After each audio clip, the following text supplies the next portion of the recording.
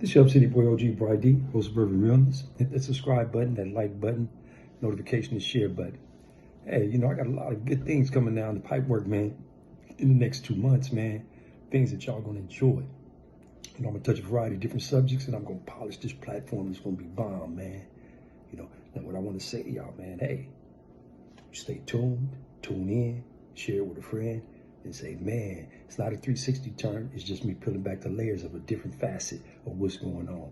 Not only about all cultures, but about what's going on in our culture today in Southern California as well as the United States. And there's one thing I've been doing. A lot of my DMs, I've been getting messages about, hey, man, you're saying this, that, and another about the Raza. And so, and I've spoken on that book, The Cosmic Race, La Cosmica, La Raza. And I'm going to let you check out this scholar, man. She's a collegiately educated brown sister, and she's extremely sharp when it comes to not only gang culture in Southern California, yet the culture of her people. So she's a beautiful Latina. Well, actually, she's a Mexicana. I'm going to let y'all check her out, man.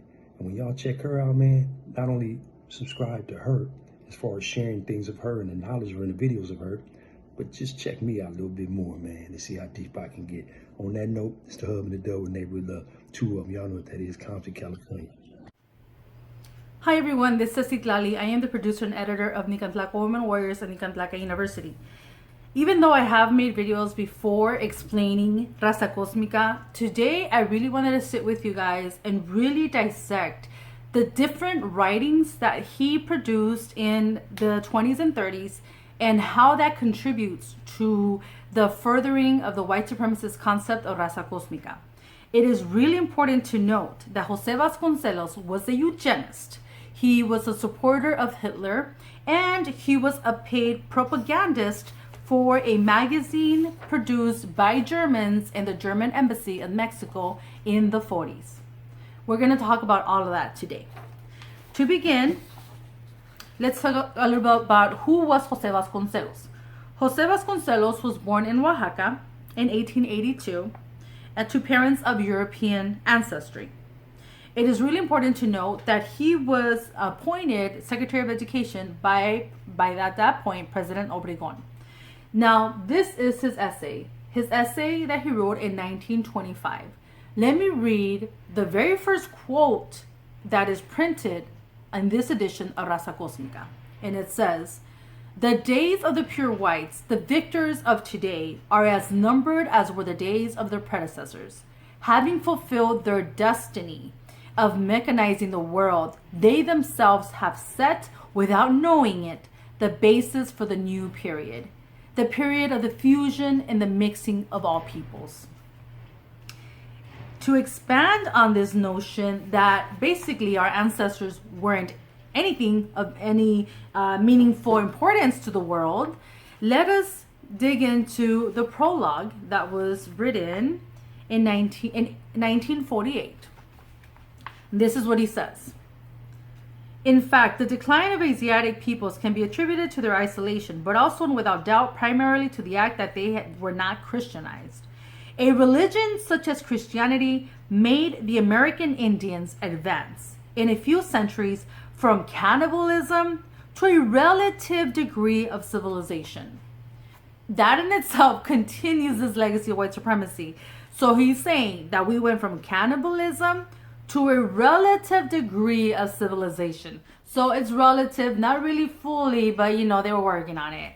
That's the problem with Raza Cosmica. And don't get me wrong, I understand a lot of us say Raza, a lot of us say Viva la Raza, because we don't know this, because it's been presented in such a positive light.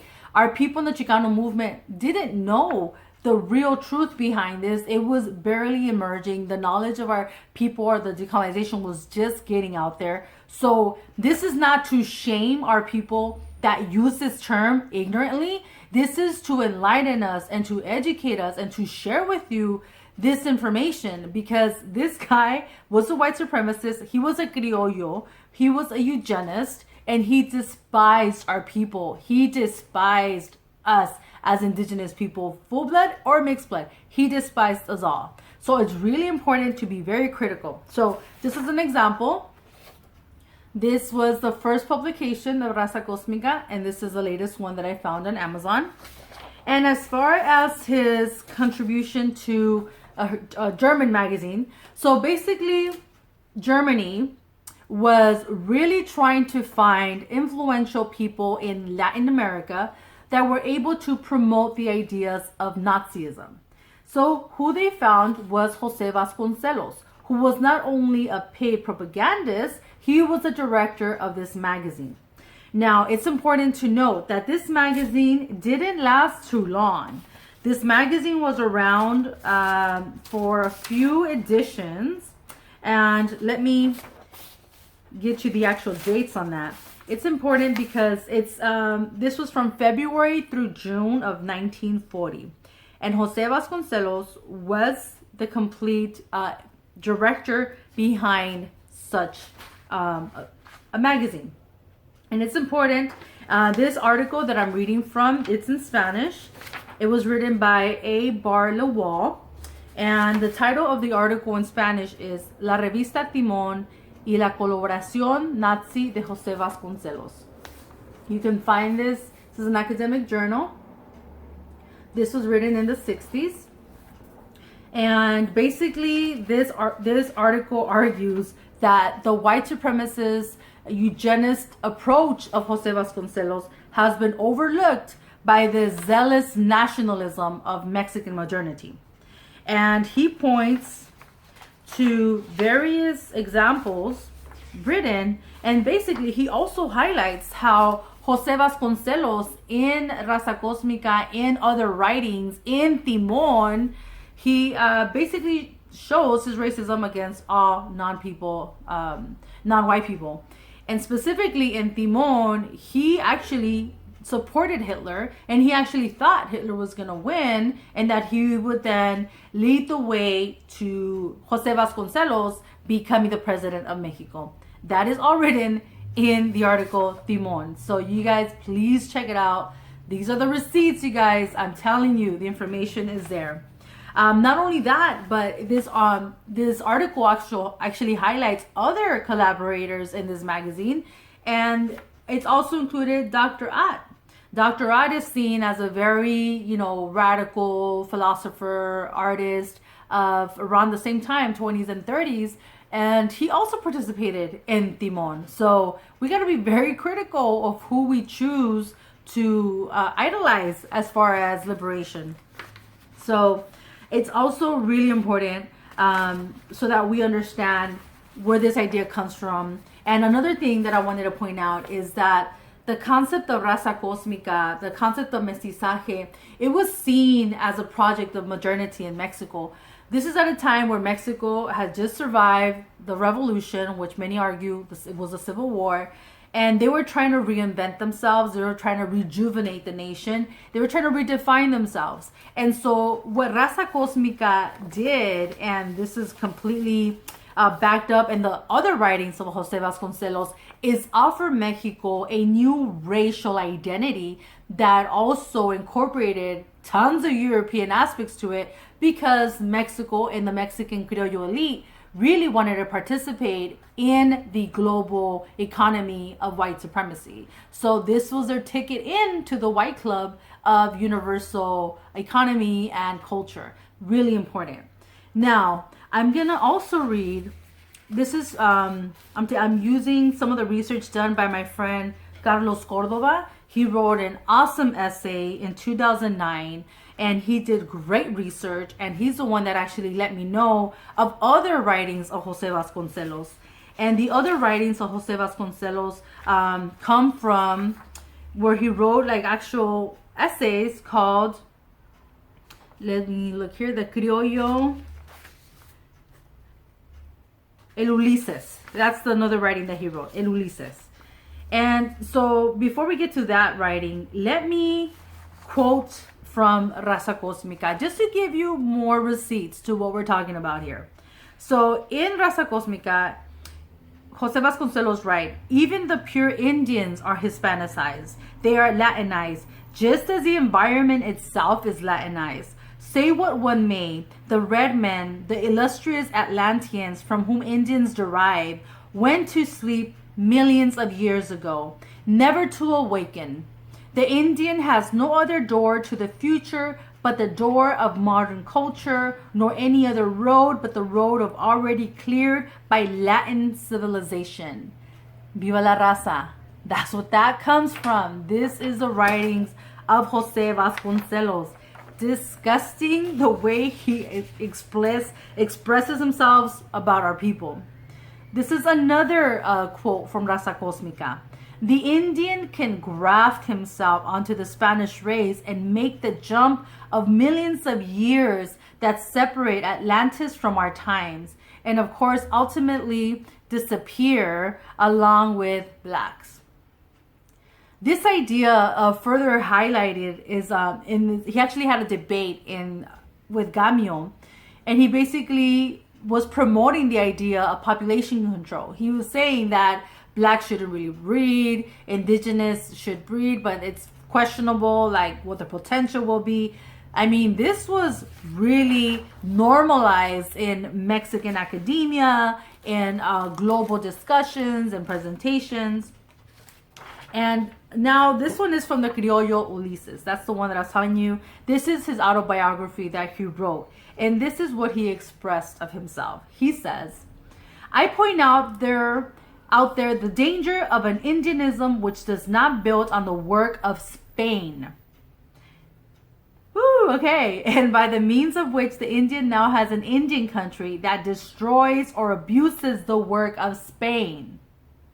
Otherwise, having no worthwhile tradition of his own, the Indian would be left to the mercy of new and strange ideologies.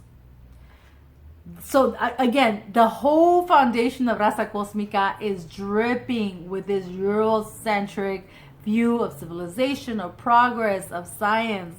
So basically saying that we had no tradition of our own and that we would be left to the mercy of all these foreign ideologies. So might as well assimilate and accept Spanish, right? Now, another one that I found in Ulises Criollo is, this is his quote. It says, I noticed how small the white population was and how many Indians from the surrounding highlands were invading the streets, wrapped in their blankets, silent and impassive. And I understood the whole tragic process of the history of Mexico. It lies in this displacement and the exhaustion of the conquering and civilizing Spanish blood. So, there you have it. This is the actual racial thinking, eugenics thinking of Jose Vasconcelos.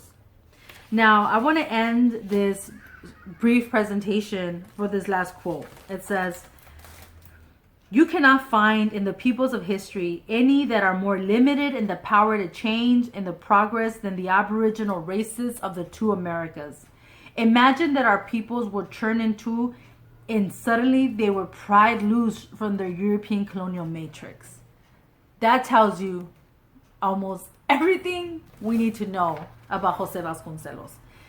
Now, it's important to study this. It's important to expose it. It's important to understand it. And I think what the part that gets me the most is that this ideology is real. Like, it continues to this very day. Years back, I heard someone in my family, very close to me, older person, say, vamos a mejorar la raza, right? And the discussion was date lighter, date whiter. If you can't date a white guy, at least get yourself a real light Mexican or Central American, you know? And I was just listening to it and I was like, wow, like this is real, you guys. Like this ideology of white supremacy, this concept of raza, it's there, it's alive, and it continues to damage our psyche. It continues to damage our youth. We are continuing to infect our generation with this. So we really should challenge ourselves to decolonize, to really be critical of how these identities were constructed and how they were implemented in our culture and what purpose they serve. So with that, I just wanted to elaborate more on La Raza Cosmica. I will leave a link down here in this video so you can read this great article that my friend wrote back in 2009. And it's called Viva la Raza, Jose Vasconcelos and the White Supremacy Behind the Concept of La Raza in his book, La Raza Cosmica. It was written in 2009 by Carlos Cordova, a great person, a great friend of mine, a great Nicanlaca warrior. So with that, thank you very much for your time. Thank you for watching. Let's stay awake. Let's stay decolonizing. Let's stay positive. And let's keep dismantling white supremacy.